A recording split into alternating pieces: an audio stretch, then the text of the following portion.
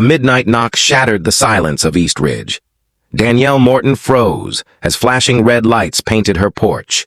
Police at her door, accusing her of crimes she didn't commit. Her sunflower flag fluttered in the wind, but behind the petty complaint hid something far darker, a powerful man's vendetta and a community built on secrets ready to explode. If this moment felt intense, prepare yourself, because what comes next is darker, more dangerous, and far more powerful than anything you've seen so far. Subscribe to Black Battles and hit the bell icon so you never miss our latest powerful stories. The night was unnervingly quiet in East Ridge, the kind of suburban silence that felt too perfect, too rehearsed.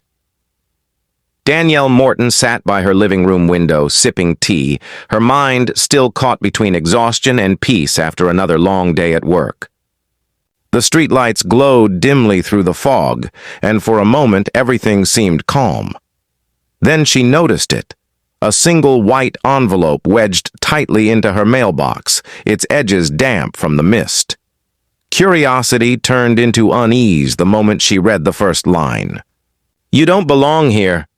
Her heart pounded as she scanned the rest of the letter. Whoever wrote it knew her children's names, their school, and even the time Anthony, her husband, usually returned from base. The message wasn't just hateful, it was personal. She looked around nervously, as if someone might be watching her through the darkened windows. When Anthony came home an hour later, still in his uniform, she hesitated before handing him the letter. He read it in silence, his jaw tightening with every word. "This isn't just some prank, Danny," he said finally. "Someone's trying to scare us." Danielle tried to dismiss it, telling herself it was probably another ridiculous move from the Homeowners Association, the same group that once complained about her garden lights being too bright and her kids' bikes left by the driveway. But this felt different. Later that night, after the kids were asleep, Anthony installed a small camera near the porch. He'd seen enough of intimidation tactics during his service to know when something was wrong. "We'll report it in the morning," he told her. "Don't answer the door if anyone comes tonight." But as Danielle lay in bed, sleep refused to come. The words from the letter echoed in her mind like a warning she couldn't ignore. She thought about the man who ran the HOA, Gerald Whitman, a man who wore a smile sharp enough to cut glass. He had always found subtle ways to remind them that they were new here. His comments at board meetings, his long stares when she didn't attend community events, everything about him carried a quiet kind of hostility. At midnight, the porch light flickered. Danielle peeked through the curtain. Nothing. Just shadows and fog. Then a faint sound. A soft rustle near the mailbox. She strained her eyes but saw only movement in the darkness. Her throat went dry. The next morning, when Anthony left for work, Danielle stepped outside. The envelope was gone. In its place, taped to the post, was a small piece of paper. One sentence, written in the same jagged handwriting. "You've been warned." Her hands trembled as she stared at it. The sun rose slowly over East Ridge, casting golden light across a street that suddenly felt hostile, unfamiliar, and cold. Danielle realized this wasn't just another HOA complaint. It was the beginning of something far more dangerous, and someone out there wanted to make sure she never forgot it. By dawn, East Ridge looked as pristine as ever. Freshly watered. Lawns, trimmed hedges, and the faint hum of sprinklers echoing through the neighborhood. Yet for Danielle Morton, that perfect image had already cracked. The note from last night sat on her kitchen counter like a warning she couldn't erase. She tried to stay calm for her children as they got ready for school, but her eyes kept drifting to the window, scanning for movement. When she stepped outside to start her car, her breath caught in her throat. All 40 were slashed. The rubber was shredded, the metal rims nearly resting on the driveway. Taped to her windshield was a bright yellow HOA violation notice. Vehicle maintenance neglect. Please address immediately. It wasn't a coincidence. It was a mockery. Danielle's hands shook as she dialed Anthony's number. He answered on the first ring. "I'm coming home," he said the moment he heard her voice. Within 20 minutes, his truck pulled into the driveway, his expression dark and controlled. He snapped photos of the damage, then called the police. When the officers arrived, their tone was polite but indifferent. "Looks like vandalism," one of them said, scribbling lazily in his notebook. "Any enemies in the neighborhood?" Danielle and Anthony exchanged a glance. "Just the HOA," Anthony muttered. The officer raised an eyebrow. "The Homeowners Association?" He gave a small laugh. "They don't usually slasty Reese's." His partner, older and colder, added, "Maybe it's just kids messing around." Anthony's jaw clenched. "Kids don't write death threats, officer." The two policemen promised to file a report, but as they drove off, Danielle could feel it. The disbelief in their eyes, the quiet judgment. To them, she was just another suburban wife with a flair for drama. Later that afternoon, while Anthony replaced the tires, Danielle noticed something else strange. Across the street, Gerald Whitman stood by his mailbox, talking to another board member. He wasn't even pretending not to watch. Their conversation paused whenever she looked up. The faint smirk on Gerald's face made her stomach twist. "Don't give him the satisfaction," Anthony warned softly. "That man feeds on fear." Still, Danielle couldn't ignore the feeling that this was only the beginning. The letter, the slashed tires, the violation notice. It was all connected. Someone wanted them gone. That evening, she sat on the porch, clutching her tea as the sun sank behind the rooftops. Neighbors walked their dogs and waved politely, but she could see the hesitation in their smiles, the quick glances toward her house. Whispers traveled faster than the wind in East Ridge. By nightfall, a new letter appeared, slipped under their door this time. No envelope, just a single sheet of paper. "You didn't listen. Next time we won't just touch the car." Danielle felt her heartbeat thunder in her ears. The house, once a symbol of peace, now felt like a cage closing in. And somewhere across the street, behind a perfectly manicured hedge, Gerald Whitman's porch light flicked on, burning like a silent threat in the dark. The next morning began, with a knock at the door, firm, deliberate, and far too early. Danielle opened it to find a man in a gray suit standing on her porch. He introduced himself as Michael Lane, a representative from the East Ridge Homeowners Association. His polite smile didn't reach his eyes. "Mrs. Morton," he said smoothly, holding a clipboard. "I'm here to follow up on your recent violation notices. It seems there's been tension." Danielle's pulse quickened. "Tension?" she echoed. "Someone vandalized my car and left threats at my door. I think that's a bit beyond tension." Michael adjusted his glasses, unbothered. "The HOA takes all concerns seriously," he replied. "But sometimes personal misunderstandings get mistaken for harassment." He paused, lowering his voice. "If you and your husband simply comply with our guidelines, I'm sure things will calm down." The insinuation hit her like ice. This wasn't a warning, it was a message. Obey or suffer. After he left, Danielle called her friend Lydia, a longtime resident who knew the ins and outs of the community. Over coffee, Lydia sighed, glancing around nervously before speaking. "You're not the first," she whispered. "Gerald's been doing this for years. He finds people he doesn't like, people who question him, and he makes their lives miserable. Most just move away." "Why doesn't anyone stop him?" Danielle asked, stunned. "Because he is the HOA," Lydia replied bitterly. "He controls the votes, the fines, the records. People are scared of him." That night, Danielle told Anthony everything. His expression hardened, the soldier in him replacing the civilian calm. "Then we'll find proof," he said. "We don't back down from bullies." Together, they began digging. Danielle requested copies of HOA meeting minutes and budget reports, claiming she wanted to stay informed. The documents that arrived were oddly redacted, with entire sections blacked out. But that didn't stop her. She started comparing them with records available online, and patterns began to emerge. Thousands of dollars in maintenance fees had vanished from HOA accounts. Several contractors listed as approved vendors didn't exist. Late one night, as Danielle scrolled through digital archives, she froze. Her own address appeared on a list titled Priority Compliance Targets. There were other names, too. Families who had mysteriously moved out in the past year. "Anthony," she whispered, turning the laptop toward him. "He's marking people." Anthony leaned closer, reading the document.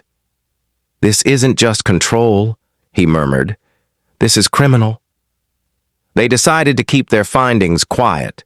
For now, knowing Gerald would retaliate if he suspected they were investigating. As the clock neared midnight, Danielle looked out the window. A black SUV idled near the corner, headlights dimmed. It had been there 3 nights in a row. Fear crept through her, cold and sharp. Gerald's power ran deeper than she'd imagined, and someone was watching to make sure she never found out just how deep it went. 2 nights later, Danielle's fears became reality. It was almost midnight when flashing red and blue lights flooded their front yard again. The sound of boots crunching on gravel jolted her awake.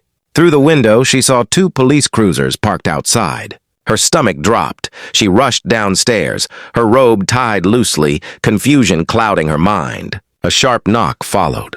When she opened the door, 2 officers stood there, the same pair who had responded to the tire-slashing incident. But this time, their expressions were tense, their hands resting on their belts. "Mrs. Morton," said the older officer, his tone clipped. "We received a complaint of aggressive behavior and property damage involving you and your husband." Danielle blinked, stunned. "What? That's not true!" "We haven't," he interrupted. "The report came from the East Ridge HOA. They claim you threatened one of their members, vandalized a neighbor's property, and refused to comply with community regulations." Her breath caught in her throat. "That's a lie. Who said that?" Before the officer could answer, headlights flashed across the street.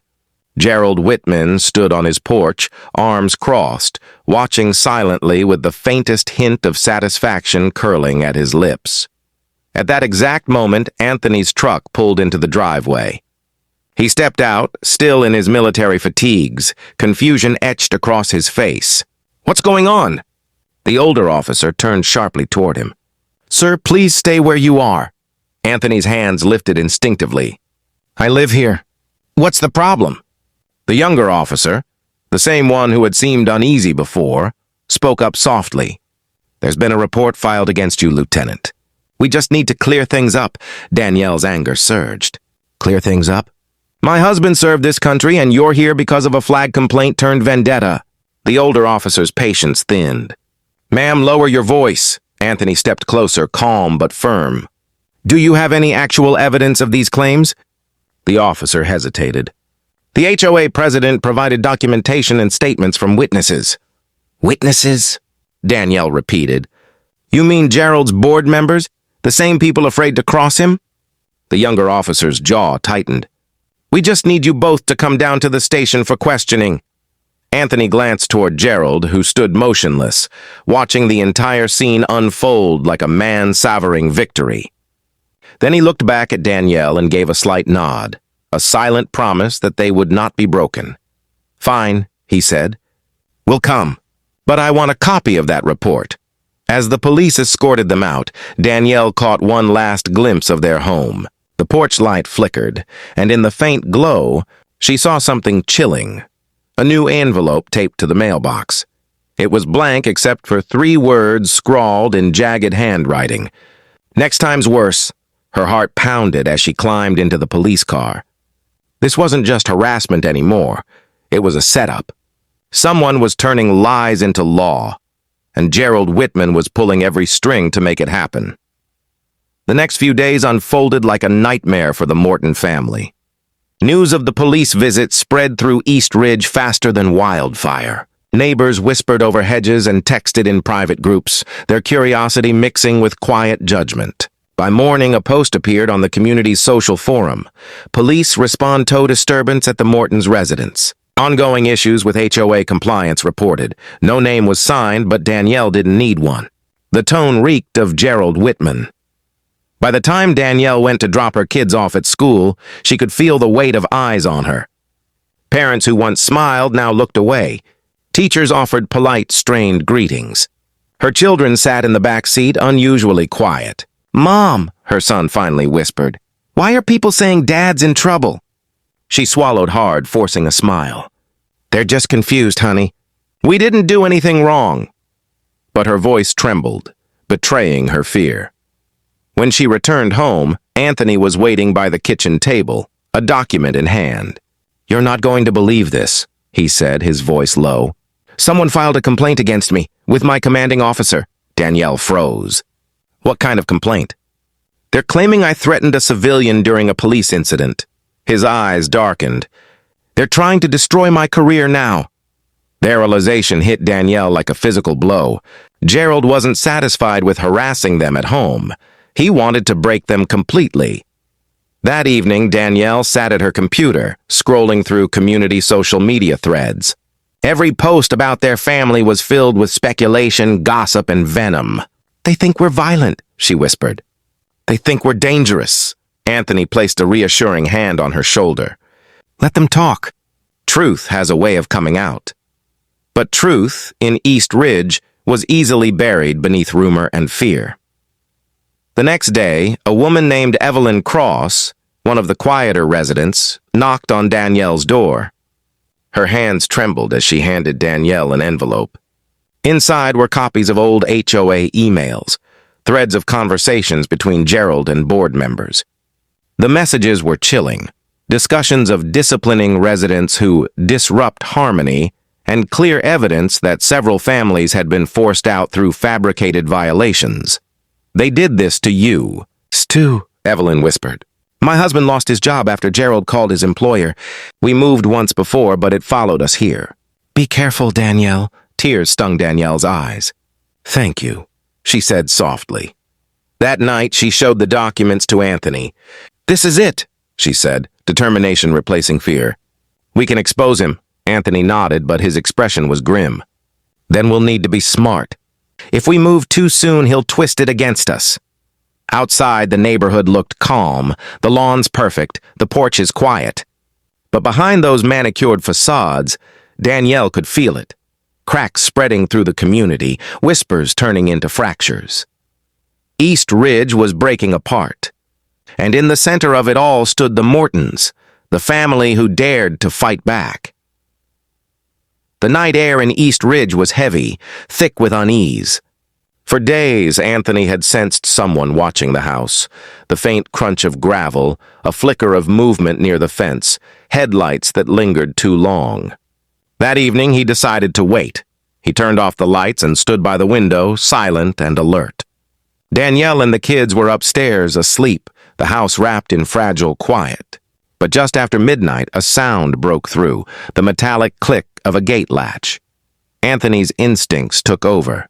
He slipped outside, moving through the shadows, every step measured. The moonlight illuminated a figure crouched near the backyard fence, a man dressed in black holding a small camera and what looked like wire cutters. "Hey!" Anthony's voice cut through the silence. The man bolted. Anthony sprinted after him, his boots pounding the ground. They tore through the narrow space between houses, the intruder tripping over a flower pot before regaining balance. Anthony caught up, grabbing his jacket and yanking him to the ground. The man swung wildly, but Anthony pinned him, eyes blazing. "Who sent you?" he demanded, the intruder's face twisted with panic. "You don't understand," he gasped. "I'm just doing what Gerald told me." The confession froze Anthony's blood. "Whitman?" The man nodded frantically. "He said to get proof you were violating HOA codes and anything to build a case. He said it's personal." Before Anthony could press further, the man shoved him hard and took off again, disappearing into the darkness. Anthony chased him to the corner, but the black SUV that had been stalking them roared to life and sped off, tires screeching into the night. Breathing heavily, Anthony returned home, his hands shaking. Near the fence, he found a small recording device lying in the grass. He picked it up, noticing a red light still blinking. Inside, Danielle had woken up, clutching her robe, eyes wide with fear. "Anthony, what happened?" He handed her the recorder. "Gerald's men were here. They're spying on us." Danielle pressed play. Static filled the room, followed by muffled voices, Gerald's unmistakable tone, commanding and cold. "The Mortons think they can outsmart me. Get something, anything, to make them look unstable. Once the police believe it, they'll have no defense." Danielle's breath caught. "He's building a false case," she whispered. Anthony nodded grimly. "We have him on record now. This changes everything." But even as relief flickered through her, fear followed. If Gerald was willing to send people onto their property, what would he do once he realized they had evidence against him? That night, neither of them slept. Anthony sat near the window with a bat resting against his leg, eyes fixed on the street. Danielle sat at the dining table, staring at the recorder again and again, the weight of their discovery pressing on her chest. They finally had proof. But in East Ridge, truth had become a dangerous thing. And now that they'd uncovered Gerald Whitman's secrets, he wouldn't stop until they were silenced. Morning broke over East Ridge with deceptive calm. The air was crisp, the sky a brilliant shade of blue, and birds fluttered between trees as if nothing dark had ever touched the neighborhood. But inside the Morton home, a storm was brewing. Danielle sat at the kitchen table with the small recorder placed before her like a weapon. She hadn't slept. Every time she closed her eyes, she heard Gerald Whitman's voice again, commanding, manipulative, dripping with arrogance. Anthony stood by the window, his arms crossed. "If we don't act now," he said firmly, "he'll twist this before we can even breathe. He's already tried to destroy us." "It's time we end this." Danielle nodded, her fear finally giving way to resolve. "Then we don't hide anymore. We go public." That afternoon, she made a post on the East Ridge Community Board, a bold one. To neighbors, "For months, our family has been threatened, lied about, and harassed. We've discovered evidence of corruption within the HOA and the misuse of power by its president, Gerald Whitman. A meeting must be called and the truth must be heard." The post went viral within hours. Some residents dismissed it as drama. Others demanded answers. The HOA was forced to hold an emergency meeting that same evening. When Danielle and Anthony arrived at the community hall, the atmosphere was electric. Neighbors filled the seats, some anxious, some curious, some glaring. Gerald stood at the front, confident as ever, his smile rehearsed. "Let's not waste time," he began, his voice smooth and patronizing. "The Mortons have chosen to spread dangerous misinformation about this association and its members. I intend to clear my name tonight." Danielle rose slowly. Her hands trembled, but her voice was steady. "You want to clear your name, Gerald? Then let's start with this." She held up the recorder and pressed play. Static hissed for a moment, then Gerald's voice filled the hall. "Get something, anything, to make them look unstable. Once the police believe it, they'll have no defense." Gasps echoed through the room. A few people turned toward Gerald, their expressions shifting from disbelief to disgust. Gerald's mask faltered for the first time. "That recording is fake," he snapped. "Edited." Anthony stepped forward. "We found it on your man after he broke into our yard. Should we let the police decide if it's fake?" The younger police officer from before, the one who had doubted the Mortons' guilt, stood quietly in the back of the room. He moved forward now, holding a folder. "We've verified the device," he said. "It's real." A murmur swept the crowd. Danielle took a deep breath, her voice trembling with emotion. "You've terrorized families here, Gerald. You've hidden behind rules and policies to manipulate people, but not anymore." Gerald's composure cracked. His face reddened and he slammed his palm on the table. "You think anyone will believe you? You're outsiders! You don't belong here!" The room fell silent. His words hung in the air, sharp and venomous, revealing the prejudice he had tried so hard to disguise.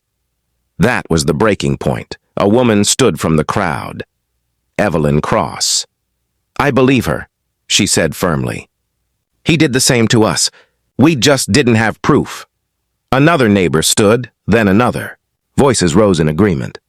The community that once turned a blind eye now turned against its own leader. The younger officer stepped closer. "Mr. Whitman, you're under investigation for harassment, falsifying police reports, and misuse of HOA funds. You'll need to come with us." Gerald's confident smile vanished as the officer read him his rights. He looked at Danielle one last time, eyes burning with humiliation and hate, before being escorted out. When the room emptied, Danielle sat in silence, tears welling in her eyes. Anthony placed a hand on her shoulder. "It's over," he said softly. She shook her head. "No," she whispered, looking toward the window where the sun dipped low, casting a golden hue across the community. "It's not over, but it's a start." In the following days, the truth spread beyond East Ridge. Local news outlets covered the story. HOA president arrested after harassment scandal. People who had once judged the Mortons now came forward to apologize. The HOA board voted to remove Gerald permanently, and a new election was announced. Danielle refused any nomination.